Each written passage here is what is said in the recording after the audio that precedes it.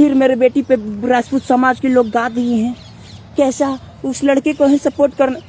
जितना लोग के FIR करे के बाद कर,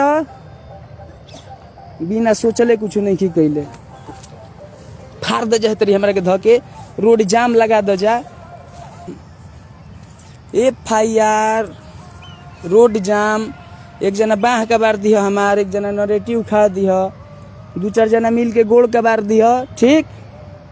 बाकी हम तो लोग ना कुछ कहम। जितना समझदार आदमी बनन जे जातिवाद ना जानत होई उनका ले एगो बात कहम कि भैया तारा के लाइव मार दिहल जाओ, ओकरा बाद कहल ना जाओ। तो जान तोड़ा हमारे के केहू देखे तो का कहे, भागा है, भागा है, गोली मार दिया जाएगा इसको। अरे यार, तो रोग सब सोची समझी देखी। एगो फीलिंग हमारो बा, गाना तो ना उतारम जब ले ना कह दिहल जाए कि बबुआ रे जाए दे, हमरो ले भइल रहे लाइव।